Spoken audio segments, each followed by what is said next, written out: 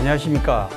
연예가 이슈와 화제, 궁금한 비하인드를 풀어보는 강희롱의 클로즈업입니다. 안방극장 트로트 열기는 여전히 뜨겁습니다. 객관적 수치가 말해줍니다. 지난 2일 방송된 MBN 한일가왕전 1회는 닐슨 코리아 기준 전국 시청률 11.9%를 기록했습니다. 순간 최고 시청률은 12.5%였습니다. 첫 방송부터 두 자릿수를 기록한 건 이례적입니다. 방송 당일인 화요일 지상파 종편 케이블 포함해 전 채널 1위였고 MBN 자체적으로도 전체 프로그램 통틀어 첫 방송 시청률 기준 사상 최고의 기록을 세웠습니다. 과거 TV조선의 경우처럼 킬러 콘텐츠 하나가 전체 방송 프로그램 분위기를 끌어올리는 엄청난 파괴력을 만들기도 합니다. 한일가왕전은 지난 2월 한국과 일본에서 각각 탄생한 현역가왕 탑7과 트롯걸즈 재팬 탑7이 만나 대결하는 한일 가수들의 국가 대항전입니다. 1회에서는 상대팀의 전력을 살펴보는 예선전이 펼쳐졌습니다. 현역가왕 예선 때 처음 시도돼 충격을 안겼던 자체 평가전 방식이 양팀의 자체 탐색전으로 업그레이드돼 도입됐는데요. 한 사람당 0점부터 100점까지 줄 수 있고 한국팀은 일본팀 무대에만, 일본팀은 한국팀 무대에만 점수를 줄 수 있게 했습니다. 한일가왕전 첫해 탐색전에서는 양국을 대표하는 탑7 프로필만으로 상당한 관심을 끌었습니다. 이미 잘 알고 계시는 것처럼 현역가왕 탑7은 전유진, 마이진, 김다연, 린, 박혜신, 마리아, 별사랑이고 트롯걸즈 재팬 탑7은 후쿠다 미라이, 우타 고코로 리에, 아지마 아키, 마코토, 나츠코, 카노 미유, 스미다 아이코입니다. 현역가왕 키는 전유진이고 트롯걸즈 재팬 우승자는 후쿠다 미라이입니다. 방송을 보시고도 일본팀 주인공들의 프로필이 궁금하다는 분들도 많습니다. 우승자 후쿠다 미라이는 94년생으로 올해 31살입니다. 본명은 마스다 쿠루미라고 하는데 저음 보이스가 매력입니다. 2015년 일본 7인조 걸그룹 더 쿠퍼스와 또 다른 걸그룹 AEL에서 센터이자 메인 보컬로 활동했습니다. 아이돌 시절 2장의 정규 앨범과 9장의 싱글을 발표했습니다. 2020년 팀이 해체된 뒤 유튜브 채널과 공식 사이트를 개설하고 솔로 가수로 활동을 시작했습니다. 2021년 싱글을 발표하면서 콘서트 투어를 개최한 바 있습니다. K-팝에 특별한 관심이 많아서 오래전부터 한국어 공부에도 열중하고 있다고 합니다. 첫 방송부터 폭발한 한일가왕전은 5회로 제작돼 마지막 회 갈라쇼까지 총 6회분으로 방영됩니다. 일본에서는 한 주 뒤인 4월 9일부터 일본 최대 위성 와우와우 TV와 케이블 플랫폼 아메바 TV에서 방영됩니다. 방영 요일은 화요일로 똑같지만 한 주 늦춰서 일본에서 방영하게 된 것은 국내 방송분을 그대로 번역 편집하는 시차 때문이라고 합니다. 한국에서는 갈라쇼까지 총 6회를 6주에 걸쳐 방송하지만 일본에서는 갈라쇼 대신 첫 회에 한국 가수들을 소개하는 내용을 담아 각 3회분씩 묶어 2주간에 걸쳐 방송될 예정입니다.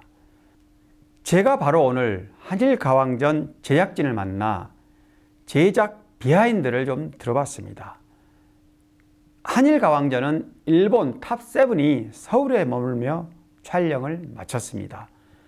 서울 마포구 상암동 스탠퍼드 호텔에서 3주간 숙식하며 혹독한 하드 트레이닝을 했다고 합니다.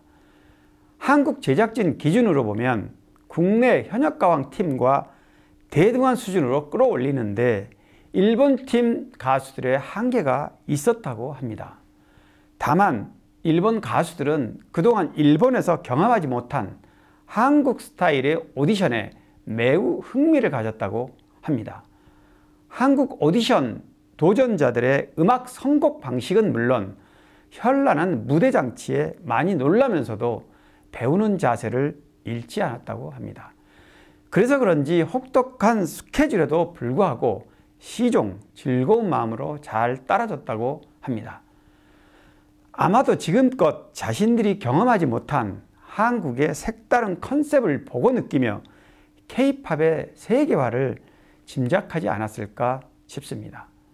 일본 팀 멤버들은 의상이나 헤어 같은 K-뷰티에도 관심이 많아 틈만 나면 뷰티샵을 찾아다니며 쇼핑에 열을 올리는 모습도 이채로웠습니다. 이런 광경은 20, 30년 전만 하더라도 상상할 수 없는 일입니다. 한국의 젊은이들이 일본에 가면 뷰티샵 같은 곳을 찾던 것과 정반대의 상황이 벌어졌기 때문입니다. 이는 다름 아닌 K-문화의 우월함이라고 할 수 있습니다. K-팝과 K-드라마, K-무비 같은 한류 콘텐츠의 위력이라고도 할 수 있겠습니다.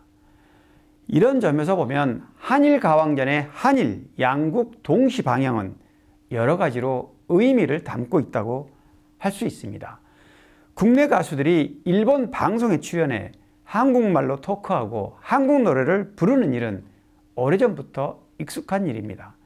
그런데 한일 가수들이 국내 방송에서 같은 무대에 올라 함께 노래하는 모습은 이전까지 거의 볼 수 없던 장면입니다. 이는 K-팝의 달라짐 이상이 만들어준 자연스러운 현상이라고 할 수 있는데요.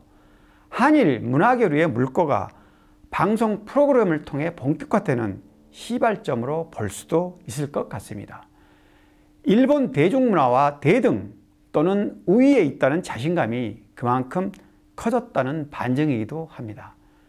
한일 가왕전은 사실 앞서 방영된 현역가왕 스피노프 프로그램 성격이 짙습니다.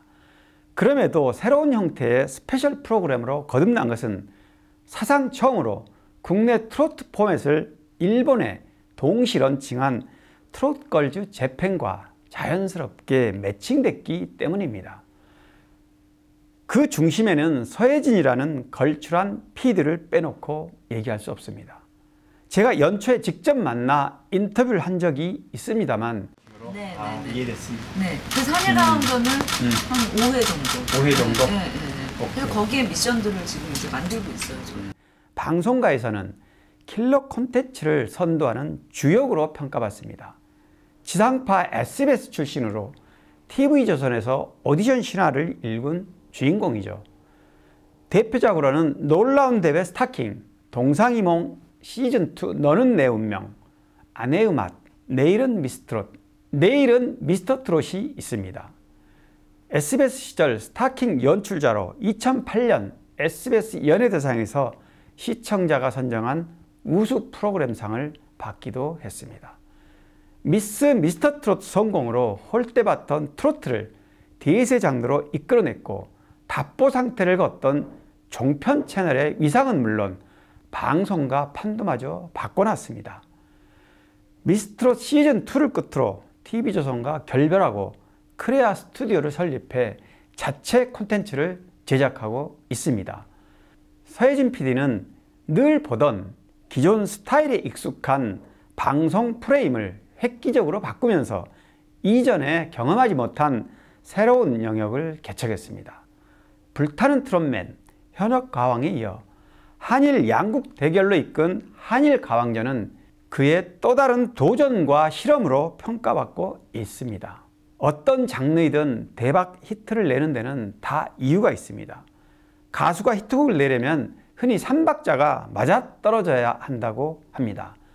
좋은 작품, 작사, 작곡이 있어야 하고 해당 가수는 그 곡을 잘 소화할 실력이 있어야 합니다. 노래 실력 못지않게 대중적 이미지 메이킹도 중요합니다. 한일 가왕전의 예상치 못한 폭발력에 MBN도 제작 당사자인 서혜진 PD도 놀라고 있습니다. 까다롭기로 유명한 일본 방송사들과 방송 제작 협업 가능성이 커졌고 이를 통해 향후 한국과 일본에서 예상되는 시너지 효과는 상상 초월입니다. 한마디로 대박이 터졌기 때문입니다. 성공에는 운도 따라야 하지만 남들보다 한 발 앞선 노력과 땀이 선행돼야 가능한 일입니다. 분명한 것은 모험과 도전이 없으면 성공의 짜릿함을 맛보기 힘들다는 것입니다. 행운도 열심히 준비하고 노력하는 사람이 먼저 차지할 가능성이 많습니다. 다음 주 2회 방송은 어떤 모습으로 그려질지 벌써 기대가 됩니다. 누군가의 성공에 부러운 시샘보다는 따뜻한 격려의 박수를 보내주는 아량이 더 아름다워 보이지 않을까 싶습니다. 저도 유튜브를 시작한 지 얼마 안 됐지만 욕심내지 않고 한 발 한 발 차근차근 구독자님들과 교감해 가려고 합니다. 참, 그리고 강희롱의 클로즈업이 4월 첫 주 7만 명을 넘겼습니다. 소소한 개인 근황을 궁금해하시는 분들이 있어서 인스타그램을 새로 열었습니다. 명칭도 유튜브와 같은 강희롱의 클로즈업입니다. 종종 들러주시면 감사하겠습니다. 오늘 여기서 마치겠습니다. 고맙습니다.